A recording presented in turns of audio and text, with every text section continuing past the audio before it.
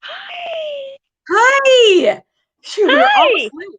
Hi. I know. I had to run and get a beer though. And this beer is dedicated to you, Jim Hip and Leo Hip, because this was my wait, I'm gonna bring Chip in. Hi, Chip. Hi. I was just telling Ann that I'm dedicating this first hour of our show, and by first hour, I'm totally kidding because we're not going an hour. The 5-hour show, folks. To Jim and Leo Hip, who gave me this amazing Christmas. Wait, am I allowed to say Christmas? Hanukkah present? Of course you can say whatever you like. You know what? No, you know this is going to be a solstice / Jupiter Saturn conjunction present because that's what I'm all jazzed about this December. So anyway, this is Black Rocks Brewery's Grand Rabbits, which is my favorite beer. Leo, thank you for transporting this from Marquette, and Jim, thank you for bringing it to me, kind of at school. Whatever. No, he didn't bring it to me at school. I picked it up in the parking lot. We did a transfer of beer because it was important. Isn't that where all teenagers pick up their beer in the high school parking lot? So, anyway, here's to you, Jim. Look, I'm drinking it in my Black Rocks glass because I'm that cool. I know. All right, so this is an exciting day. Go ahead, Chip. You wanted to say something? So BlackRock, if you're listening, send some free shit their way. Yeah. Good. I'll have to make sure BlackRock sees this somehow. I am friends with them on Facebook. Well, okay. Friends is sort of a generic term, you know.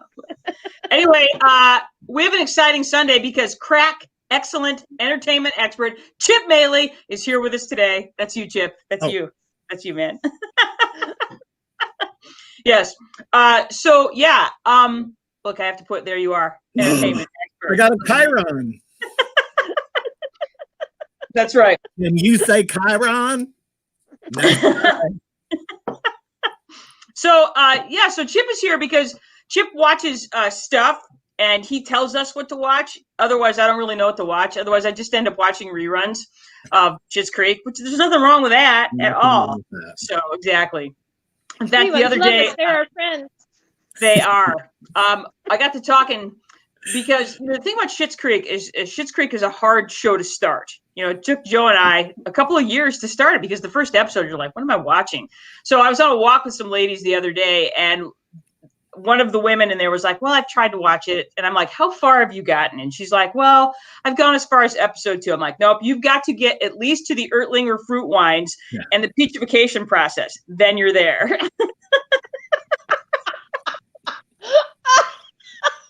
That's so true. Because the first show, you're like, what do I care that these rich people went bankrupt? I don't care at all. I don't even like them. They're terrible human beings. They're terrible. It's like I had to suffer through this as Seinfeld with horrible, horrible people for years. Yes.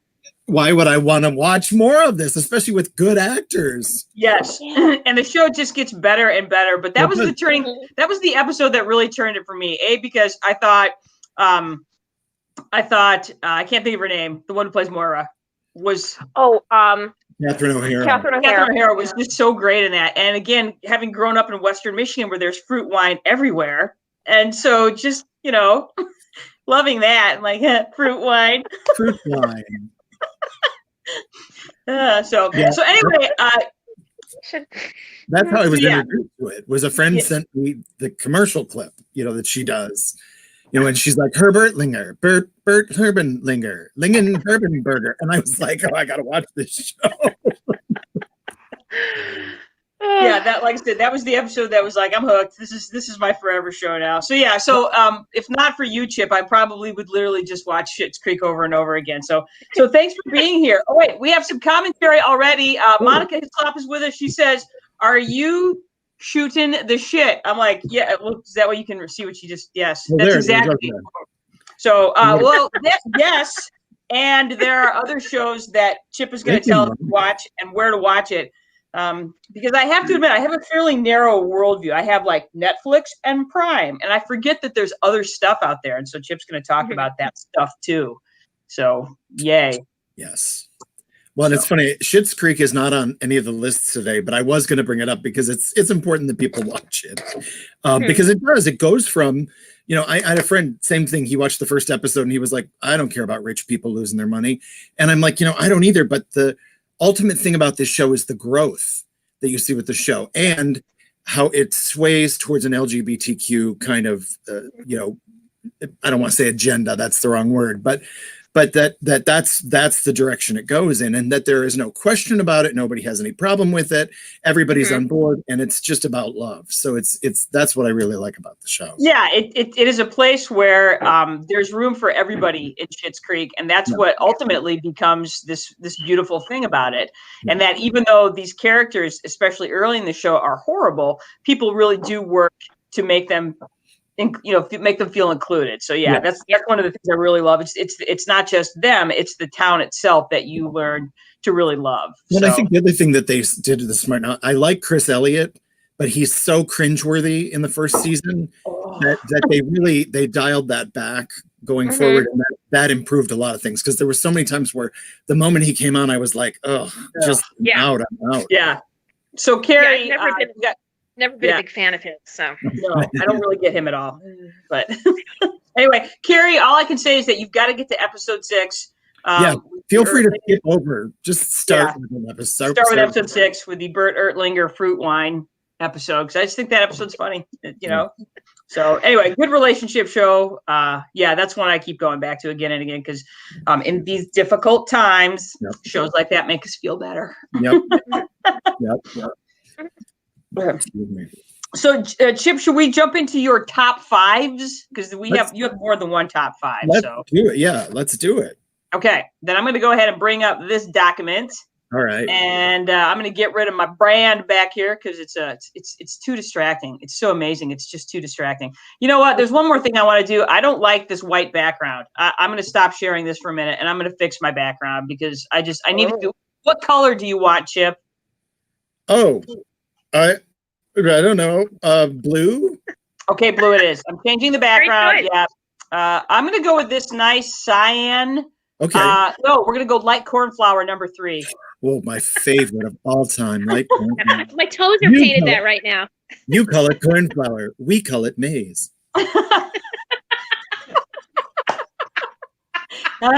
classics. All right, good. I gotta get this into present mode. And I want to say, I love your coat of arms, your logo. Just it was the first time I was like really staring at it, like, that is awesome. It was designed with love. Totally. All right. I like the color scheme. I like the drawing. I like the way it looks. I like all of it.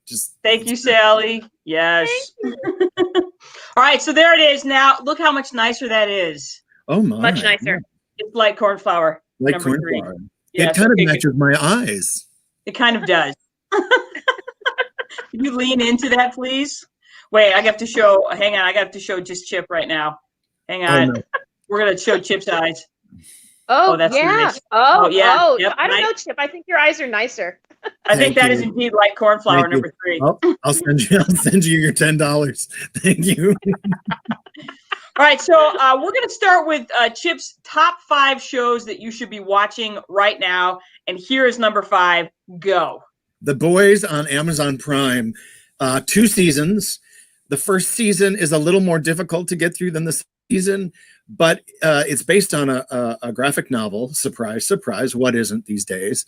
And it stars some really awesome people. And I can't think of the dude's name who plays the lead, but Carl Urban. Carl Urban, thank you. Who I have like a crush on Carl Urban. Join the club. I'm going to push you out of the way, because so do I. I mean, his Bones McCoy in the Star Trek movies is incredible. Yes. But in this, he's such a curmudgeon, and it's so fun to watch him. And then Quaid, who is absolutely his parents' kid, like. What is it? Dennis Quaid and Meg Ryan. Yeah. And he totally has the charm of both of them, and just carries that very nicely. And it really, the whole cast all the way around is pretty freaking marvelous. It's like I said, the first season can be very difficult to watch, because it is rather graphic and very gory, and it doesn't shy away from a lot of things. It's very sexual. It's very crazy, it's very cruel, it's very violent. And as I'm saying these things, I'm like, if anybody told me these things, I'd be like, check it out, sorry, not interested. But it's all in the service of telling you a story and bringing up issues that aren't quite so black and white. And in the second season, we have, it goes a little further. They've pulled back a little bit, and they've focused a little more on the story as opposed to sort of grossing you out. And it makes the second season much easier to watch. But also because of the times we're in, it also makes it very I can't think of the right word. It's very relevant. Relevant. Thank you. Yes. Yeah. Yeah. The whole Nazi thing. I'm like, yep, that's now. Yeah. The fact that we have superheroes who, generally are just not nice people, but that now we have a superhero who was a Nazi. Yeah. And so it is. It's. I'm sorry. I should have said spoiler alert before that. Yeah. Well, anyway.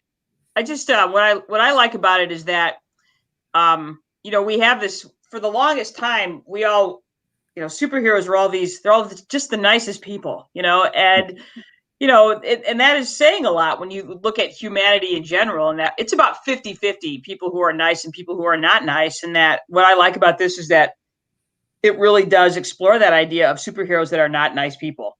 Yes. Well, and one of the things. Go ahead. I'm tired of superhero stuff in general.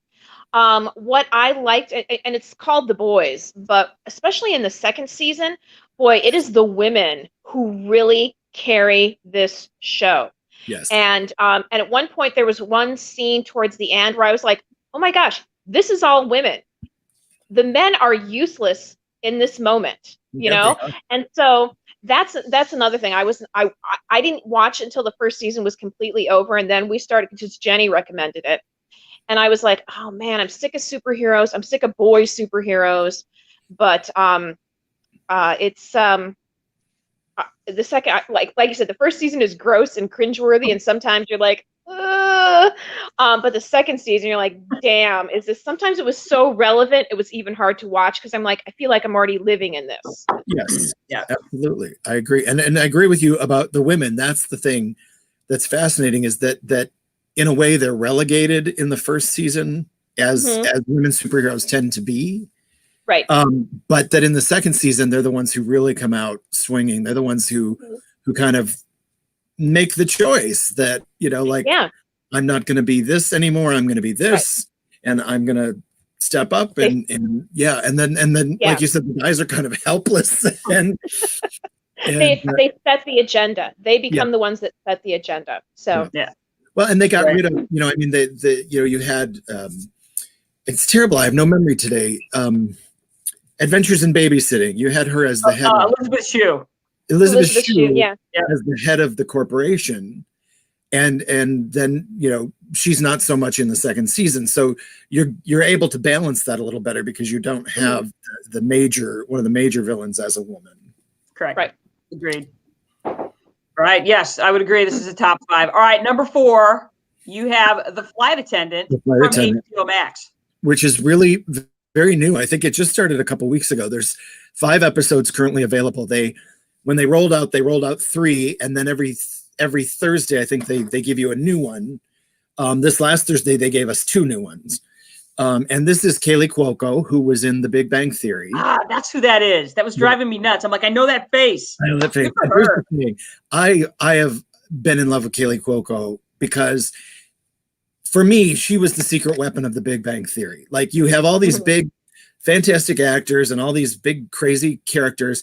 And this woman, who was, I don't think, ever nominated for an Emmy, was brilliant and held her own against all those people, set them up, made them funny, was funny herself. And I just never understood why she, like occasionally she pops in a movie somewhere, she's got a small role or something, but I don't. So to have her finally have a show like this, where it's an hour long, it's a drama, it's quirky, it's a murder mystery. She's a flight attendant who goes home with one of the passengers, and she's an alcoholic, and wakes up the next morning and he's been murdered next to her in the bed. Ooh. And so it's now a matter of what's going to happen. She has to get out of there. They're in Bangkok, I think, or Thailand. I'm not sure. And so there's a number of issues. And instead of sort of turning it over and letting people who could handle this handle it. She keeps trying to figure it out herself and keeps stepping in things and making mistakes and bringing her friends into it. And then there's kind of a side story with Rosie Perez, another totally underrated actress. Agreed. Who has her own little side story of espionage going on. And again, Cuoco is just amazing in this. Like you watch it and you think, well, there's Penny, but there's a little Penny, but then there's just this other character, and she manages to keep the pacing going. She manages to keep it, and there's a lot of levels happening in this. Like she's having memories of her childhood. She has these sidebars with the guy who was murdered, and so there's a lot to really pay attention to. It's kind of a really big onion. I guess it's based on a book that she optioned, and she made a joke the other day about she was just glad that Reese Witherspoon didn't get to it first. Well said. You said it was a book. I was like, oh, where's Reese? Yeah, right. Oh my God. So yeah, so it's worth, I'll say there are moments in it where you're kind of like, okay, like pick it up a little bit, but they are trying to fill an hour, and but again, I really recommend it, and I'm anxious to see where it goes. I hope that the ending fulfills the promise of what's happening right now. That's awesome. See, I'm having all these little issues. I don't have HBO Max right now, but that's where if I want to see Wonder Woman 1984, I'm going to have to get HBO Max. Now I have another reason to get HBO Max. Well, and I got it because I have Hulu, and you could add it onto your Hulu for a smaller fee. I have Hulu. Like a month or so ago. The only problem I have with it with Hulu is not all of the HBO Max stuff is available. Like if I watch it on my computer, I have to watch, it's such a crazy thing. Like I have to download the app in order to watch everything that's available on HBO Max. But fortunately, I have a 14-year-old nephew who keeps a PlayStation or an Xbox here. And so I can watch it through the Xbox on the TV. I love it. So, all right. So yeah, where are we now? Number 3. We are number 3, The Queen's Gambit. Have you guys seen this one? I have. Duncan and I watched it, okay, and we got hooked instantly. Yes. Joe and I have to finish Fargo. We have 2 more episodes of season 4 of Fargo, and then Queen's Gambit is next. Okay, I got to add Fargo to my list. Everybody mentions this one to me. Mm-hmm. Yeah, okay. Fargo is. Have you seen any Fargo? Have you watched any of it? None of the TV show. No. Yeah. Okay. Good. Start with season 1. Okay. Yeah. All right. Yeah. So Queen's Gambit, you're right. Like it immediately hooks you. Again, terrific casting. Because I have to admit, I don't even know what this show is about. I just keep hearing must watch it. So tell me what it's about. Why? It's about a young woman who is orphaned and discovers that she's very good at playing chess. Huh. And is also an addict. As a result of being in an orphanage, they were given downers so that they would go to sleep and not be a problem to the people who were in charge. She finds that when she takes them, she can see chess moves on the ceiling. And that helps her, as she plans and plays the game.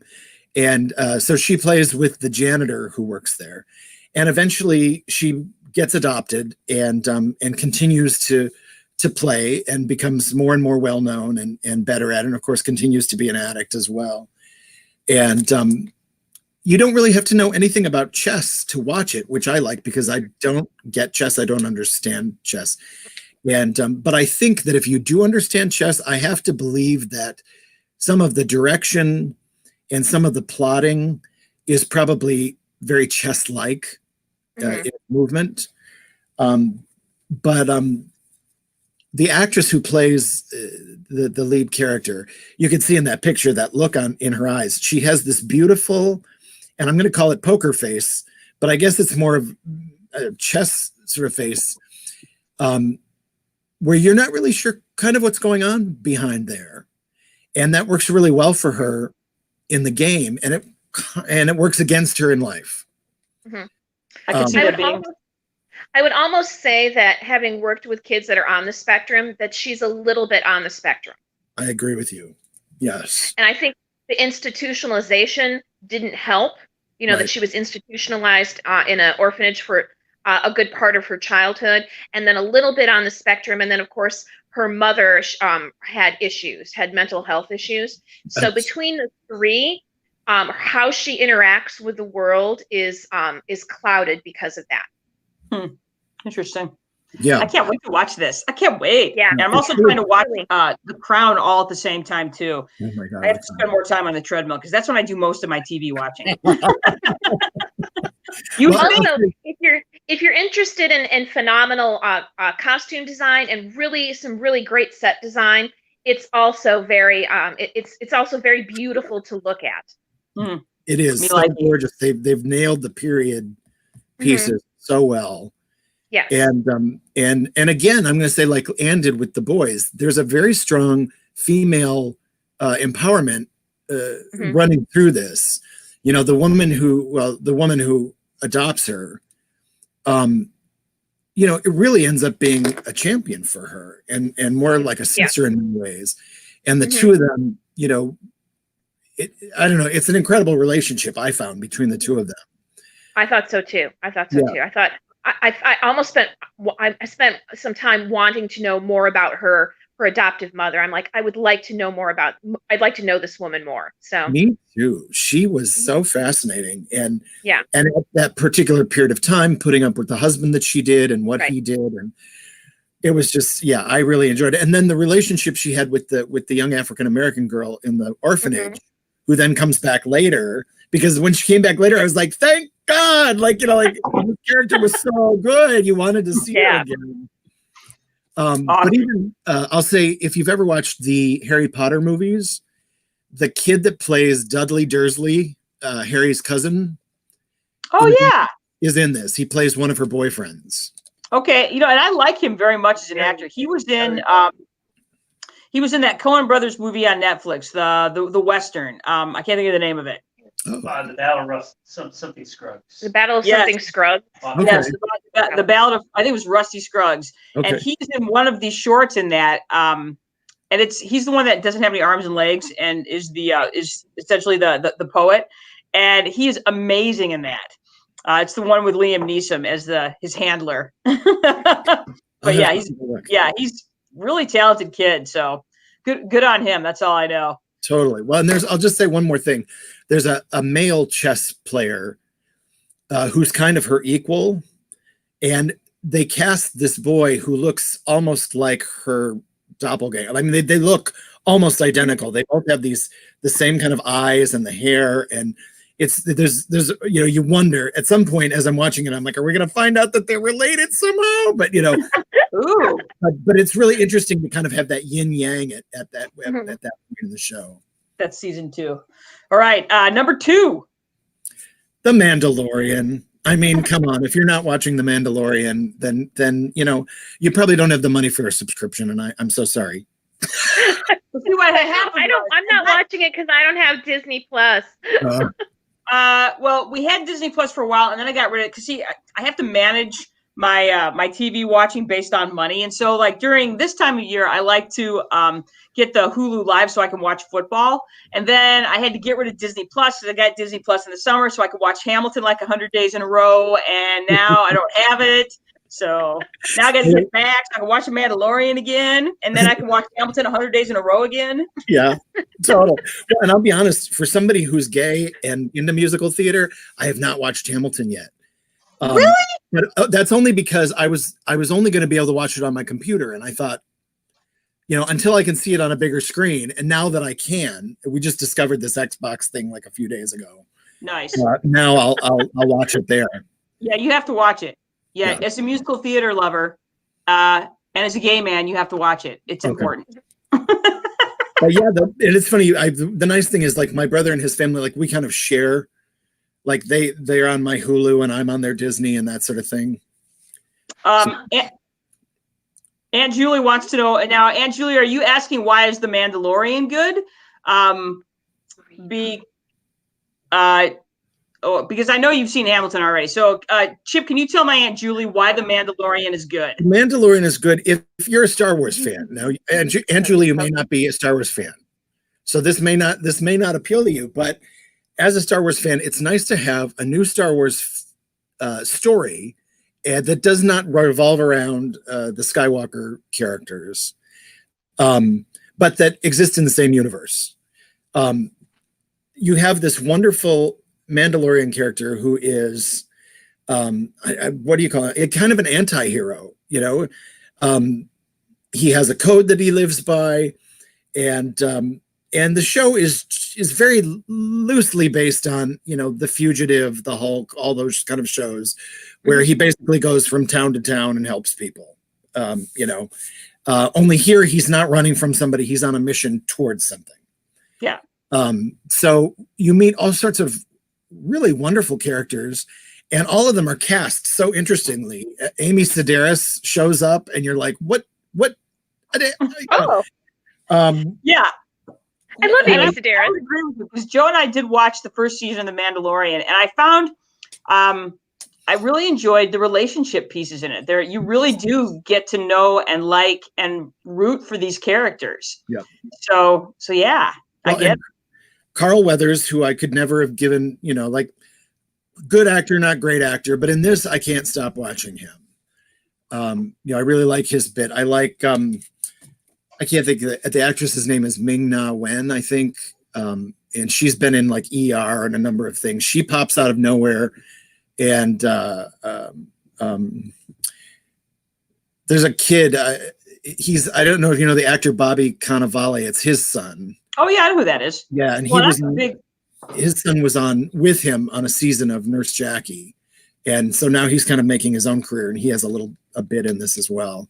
I think I remember that, and he was great in this. Yeah, totally. That's the thing. I'm a huge Gina Carano fan. I've loved her since she was, you know, still fighting in MMA, and so I've literally known she's been on my radar for years. And so, you know, she was awesome in Haywire, and I loved her in Deadpool, and so I was really excited to see her getting work again, because I think she's, in terms of action women, she just, you know, she's a, you know, incredibly talented athlete, and, you know, to be able to see her, you know, get work in this series as well, these other bits that she's done, I love that.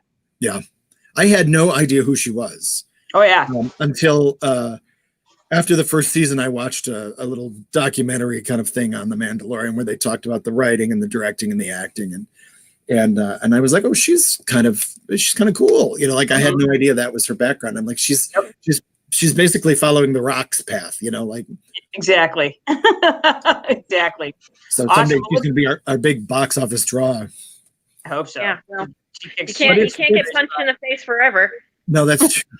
No, well, and see that she actually was the last fight that she fought in. There's a Brazilian woman, a fighter. Her name is Chris Cyborg. Cyborg is her nickname because she is like a machine, and she basically ended Gina Carano's career in a fight because she just beat the hell out of her. So after that, she's like, "This is way easier than fighting." Yeah. Yeah. Well, I can imagine, but we have to mention Baby Yoda. Just have to mention Baby Yoda because it's the most adorable part of this show, and the fact that they can have this little rubber puppet be so expressive is incredible. And I'll say for second season, the first couple of episodes of Mandalorian are a little slow and a little boring, but there is a scene at the very opening of, I think, the second episode where the Mandalorian has got him trying to connect wires in his ship. And it's totally like a Abbott and Costello thing. It's the funniest thing I've seen in a long time. Nice. And there's some good humor in it. And Baby Yoda does provide some of that awesome humor. So good job, Baby Yoda. All right. This is the #1 show that you should be watching right now from Chip Moehle. Ted Lasso. This show is on, what did I say? It's on Apple Plus. Yes. And I just discovered this last week. Apparently, the character of Ted Lasso was created by Jason Sudeikis and the NFL. I guess he's been used in, and I'm not sure because I haven't researched this fully, but he's been used in like bumpers and stuff around football games. Really? So they decided to turn him into a full-blooded character with a show. And Bill Lawrence, who created Spin and Scrubs and Cougar Town, created the show with Sudeikis, I think. And he plays a college football coach who is hired to coach a London soccer team. And and so he total fish out of water.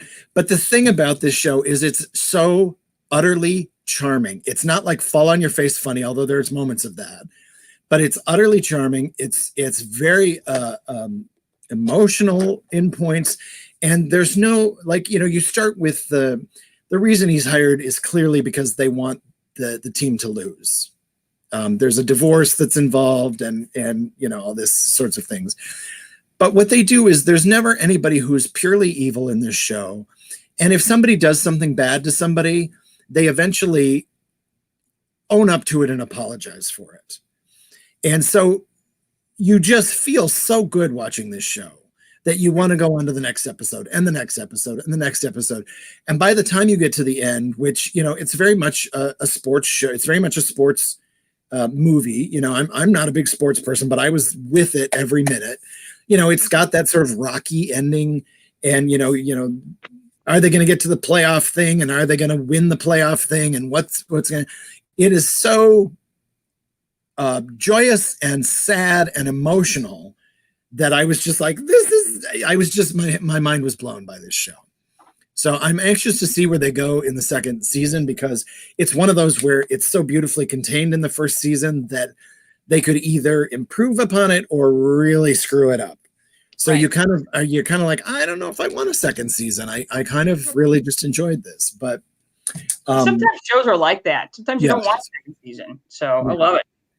But it's just wonderful. Just a good feel good show, and we need that right now. I would agree. Very much so. All right. So Chip, you also gave us a top 5 of shows to fall asleep to. Yes. Yes. And by this, I don't mean that they're boring shows. I don't mean that they're terrible shows. I mean, these are shows that I put on and fall asleep to. They comfort me. They make me laugh.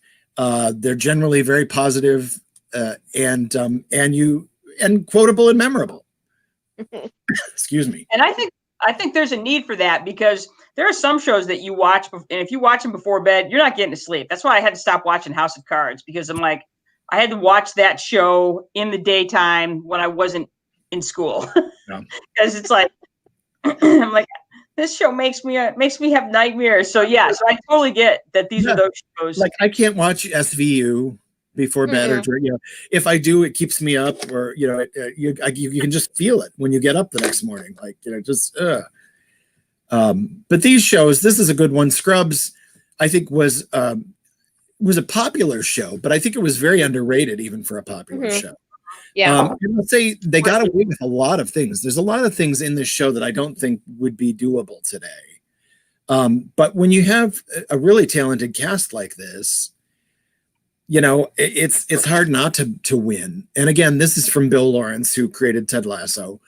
And Zach Braff. I mean, how can you resist Zach Braff? You can't. How can you resist Zach Braff? All right. Number 4. Happy Endings. Happy Endings was on ABC, I think, and it was kind of Friends-esque, but they talked very fast. I was saying this before we went on. When it first aired, I did not like this show at all. I thought the characters were stupid, and I thought they talked too fast, and I just didn't like it. And then I started watching it once it ended and was all on Hulu. And I really enjoy it. They're all very talented actors. They have a gay character who is not typically gay. And the actress, the blonde actress on the very end, she used to be on the show 24. She was Jack Bauer's daughter. Mm-hmm. Okay. Yeah. And she's actually quite funny. Like, I remember thinking in 24, she was not a very good actress. But on this, she really holds her own against some very funny people. Nice. And I can't think of the brunette's name. She is by far the most hysterical person in the show. And they bring in, oh my gosh, from Will and Grace, the woman that played Karen plays her mother occasionally. Megan Mullally. Megan Mullally. Yes, thank you. And Michael McKean is on the show occasionally as one of the parents. And so it's again, very fun and good casting. Awesome.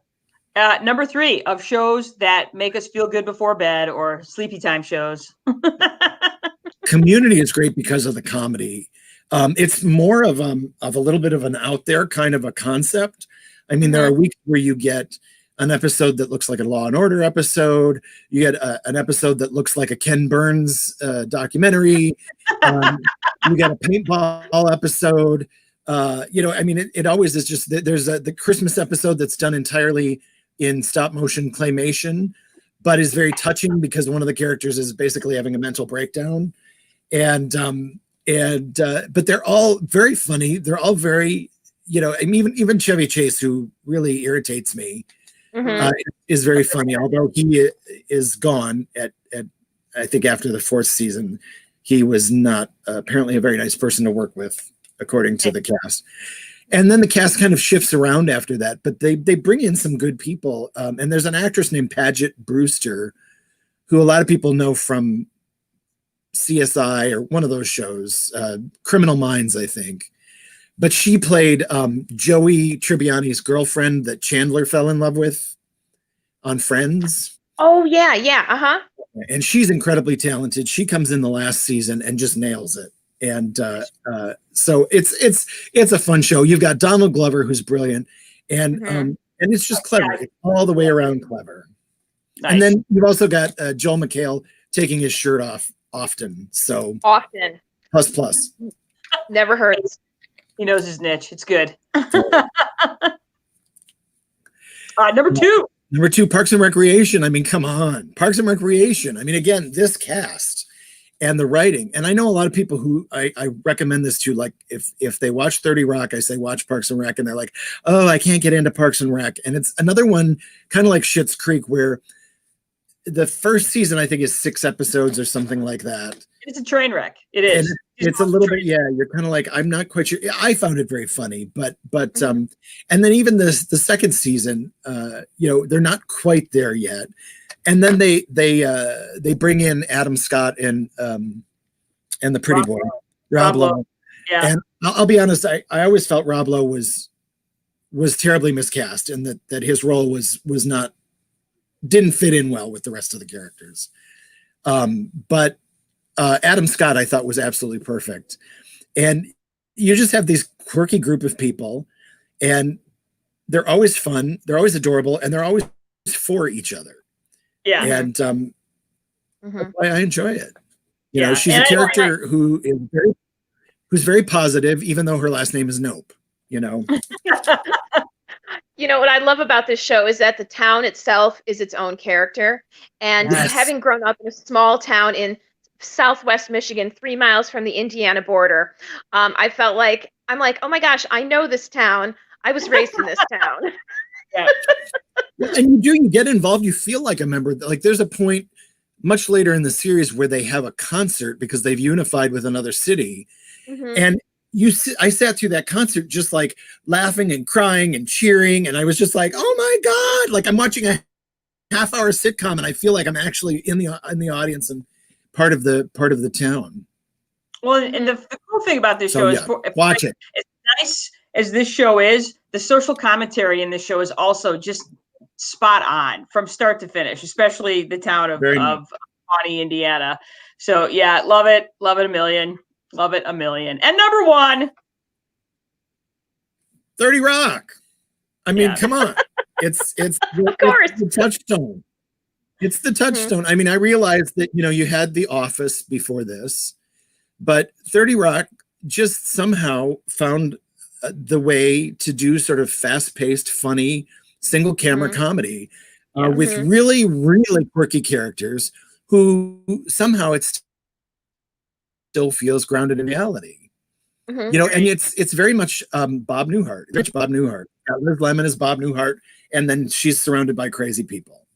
And even Alec Baldwin, another one who for years I thought was probably a talented guy, but really never interested me much, is really good in this. And they all, even Tracy Morgan. I want to say Tracy Jordan because that's his name. Yes. Tracy Morgan. Who I did not enjoy on Saturday Night Live, is very funny in this. Well, and I've been saying this for years about Alec Baldwin, is that the problem for him is that for the longest time, he was a character actor trapped in a leading man's body, and that's, and what's nice about 30 Rock is it allows him to shed that, and we get to see this, amazing comedic timing and comedic work that he's capable of. And I feel like there's a lot of really talented people like that their looks are a detriment to them being able to do some awesome work. Yeah. Absolutely. Well, and I'll say Baldwin has a podcast called Here's the Thing, and he interviews all sorts of interesting people, and he knows everything, and he's a very smart guy, and he's interesting to listen to. He interrupts people a lot, but it's a good show. But yeah, the 30 Rock, and it's a good one to fall asleep to because you feel good, and it's funny, and there's a lot that's quotable, and you do laugh out loud. You do. Sometimes I'm afraid to laugh during 30 Rock because I know I'm going to miss something funny. Even though I've seen the series like 4 times all the way through, I know I'm like, oh my gosh, I don't want to laugh because it's so funny and I'm going to miss some more stuff, But it's just, like you said, it's so fast. It's going so fast. Like, it's funny. There's just breath. And you just, the little asides where she says, like when she says, oh, I have to go talk to some food about this, or where she combines what the fuck into one word, walk, and it just comes out of nowhere, like something happens and she just goes, what? And it only happens once in the entire series, but you're like, oh my God, that's my standard response when I text about something. I'm like, walk. Bring me some ham. I love her. I love her obsession about food because, it's like I exercise as much as I do so I can eat how I want, or as much as I can eat how I want as a 51-year-old woman.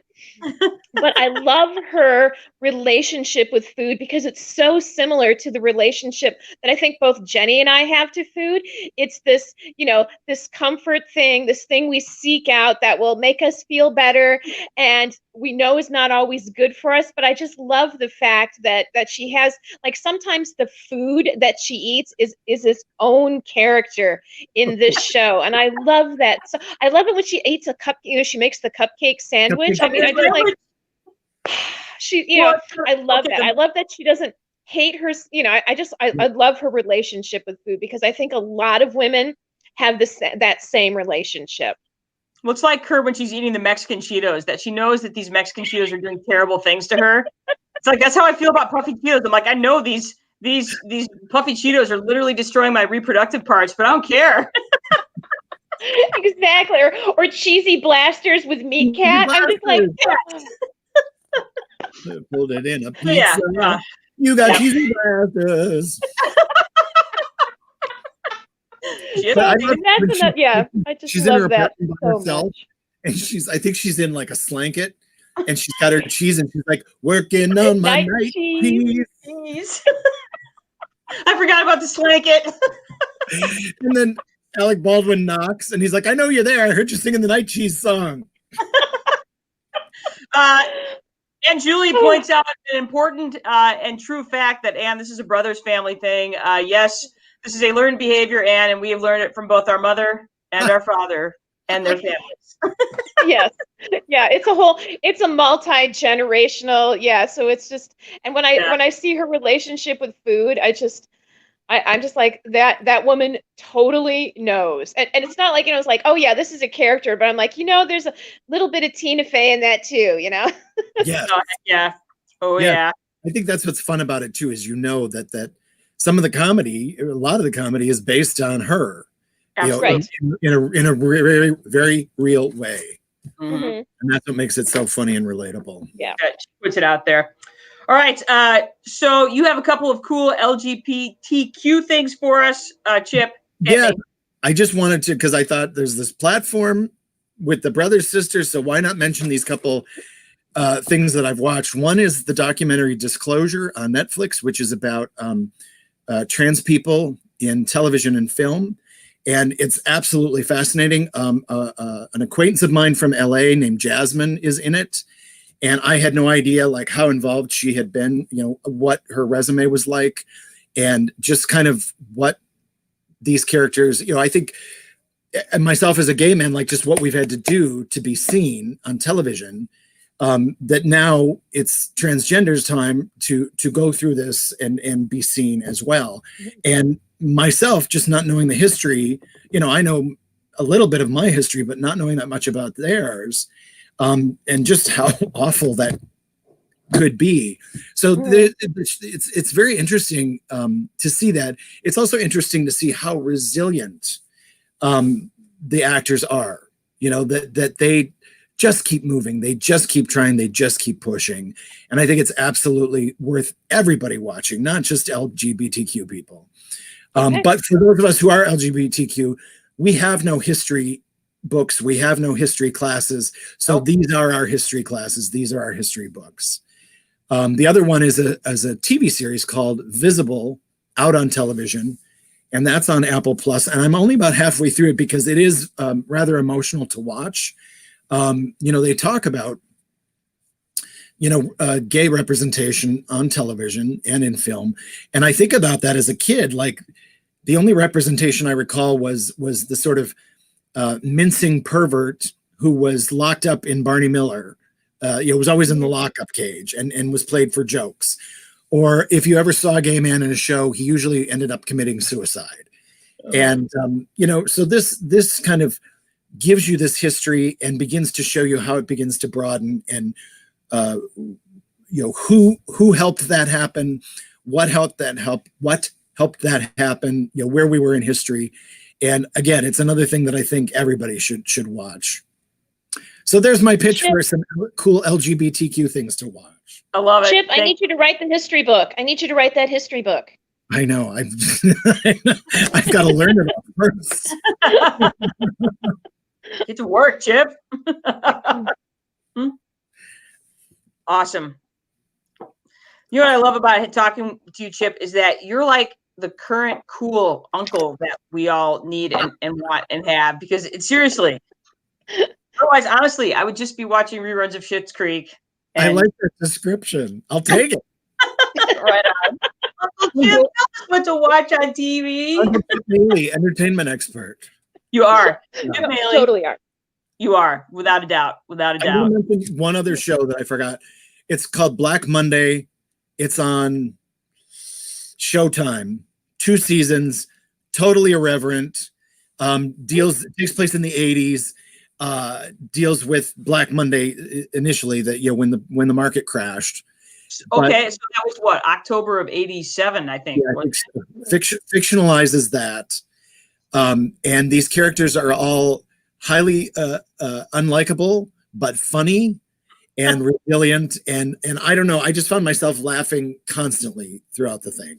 So Don Cheadle is kind of the head of the cast. Mm-hmm. And Andrew Rannells, who's a Broadway dude, is in it, and Regina King. Regina King. I think it is Regina King. Yeah, she's everywhere. She's in everything. I love it.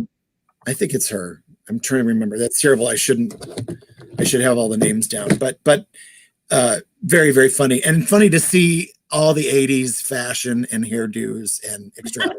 I never get tired of that.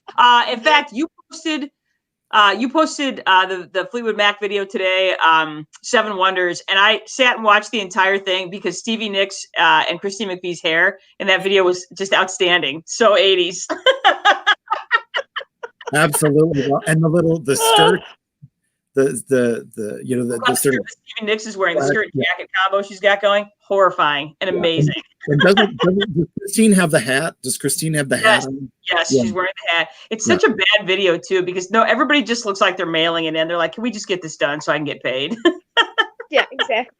I know, but it's such a great song, but it is really like, were they all there at the same time, or was like they were at the height of hating each other at that point? Yeah, well, and that was the album that was like they weren't supposed to make it, and then they made it, and it was brilliant. Nobody thought it was going to be a hit, and it was a big hit. And hate it when that happens. and then that's the first time Lindsay left the group, was right after. Right. Now we got a tour together. Oh man. Yeah. Then they left, and then they came back together, and then it happened again with their live one a few years back. So yeah, I'm like, dude, You guys are just meant to be together. Sorry. Yeah, exactly. I was lucky when I was working at Warner Records. They did the dance where they came back together and played live, and they recorded it for video. And so we got to go to the dress rehearsal. Ooh. And so I remember being like, nobody'd seen Stevie in a very long time. And I thought, okay, they're going to sound terrible. She's going to be as big as a whale. That voice is going to be gone. You know, and they opened up and she came out and was just like incredible, like just, you know, everything you want Stevie Nicks to be. And I just was just enwrapped the entire time. And then at the encore, they did Tusk, and the USC marching band came out from behind us. That is a great number. Fell over dead. Just like, oh my God. So, yep. Susie Nelson wants, yes, she's Regina Hall. Yep. So fantastic. Really, oh my God. So yeah, so those are my suggestions, folks. And if you have any suggestions, let me know. I'm always up for more and more shows. I started a new show last night called The Outsider, which is based on a Stephen King story. And yeah. Duncan and I watched that. You know, I read the book first, and I'm really familiar with the character that you probably haven't met yet. And I was a little disappointed with that part of it.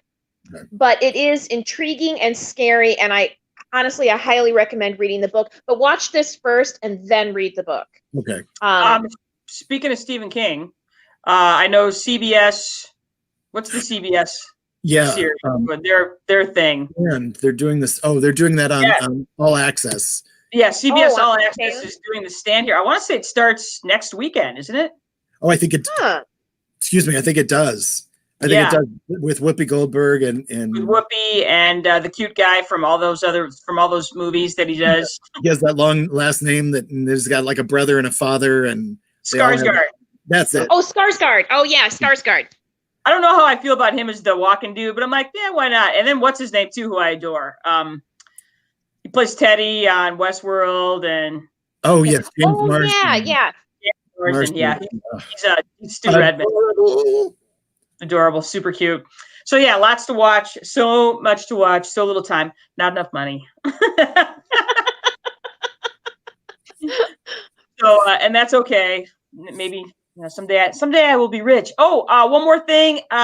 It's Aunt Patty's birthday. That's right, you guys. One of the original brother sisters, Aunt Patty, the one who is responsible for all of Jenny's amazing dance moves. It is the Aunt Patty School of Dance. That's right. It is Aunt Patty's birthday today. Happy birthday, Patty! Happy birthday! Right. So anyway, diamond rings. Right. If not for Aunt Patty, I might never know Motown like I did, because remember, we used to listen to her records when we would go over to her house. Yeah. And who taught us how to dance with her amazing school of dance. Thank you, Aunt Patty. Also, she also made really good chocolate chip cookies, because Cynthia would never make just chocolate chip cookies because they were beneath her. So they always had like a bunch of like crap in them, or they weren't chocolate chip because Cynthia didn't do that kind of crap.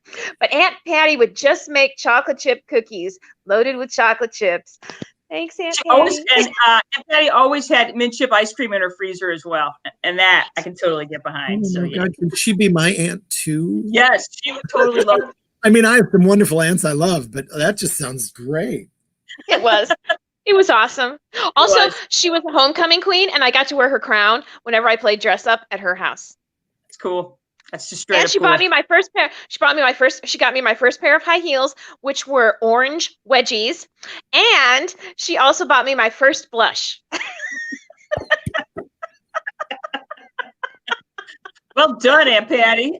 Right on, exactly. Right, she helped make me the lady I am today. Good girl. Right, Susie's wishing Aunt Patty a happy birthday as well. Yes. Yeah, she's totally classy lady and brothers. I'm going to say real quick. Susie Nelson, I got to spend some time with her a couple of weeks ago. She was here in Kalamazoo. We had a great time. So, Susie, if we ever get to travel again, because I only live 5 hours from Milwaukee. Listen to me, only 5 hours. Because we are both sisters of Wisconsin. So, if we ever get to travel again, I would love to come hang out with you and go on a Susie in the City with you, because I think that would be a total blast. So, yeah. For those of you that don't know Susie Nelson runs a daily program called Storytime with Susie. She reads books that are amazing, and she also does Storytime with Susie, where she does Susie in the City, where she takes us around the beautiful city of Milwaukee. And I got to tell you, Milwaukee is surprisingly awesome. So well done. I enjoy watching you, and I want to go to there. So yay. Nice Tina Fey reference. Thank you, Tina. Nice.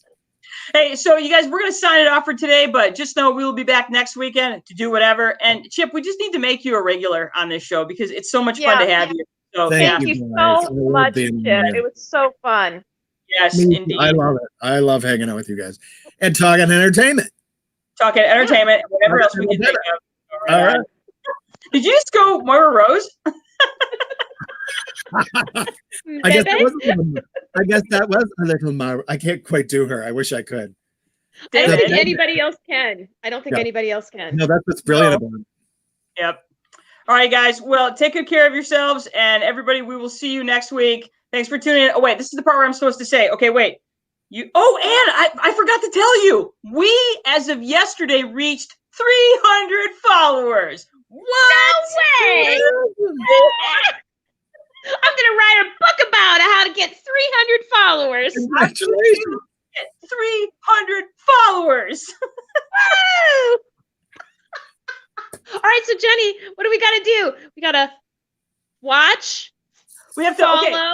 Watch us, follow us, like us, tell other people to like us. Is that it? Was that what I'm supposed to do? Do it. This is your idea. No, I'm so bad at this. So anyway, someday we will have 305 followers. You just wait and see. That's right. The next one could be you. That's right. Good job. Good job. That's Thanks. right. Yay. All right, we All right. All right. Anyway, you guys, thanks for watching, and Thank we will you. see you soon. Bye, guys. Okay. Bye. Bye. Bye.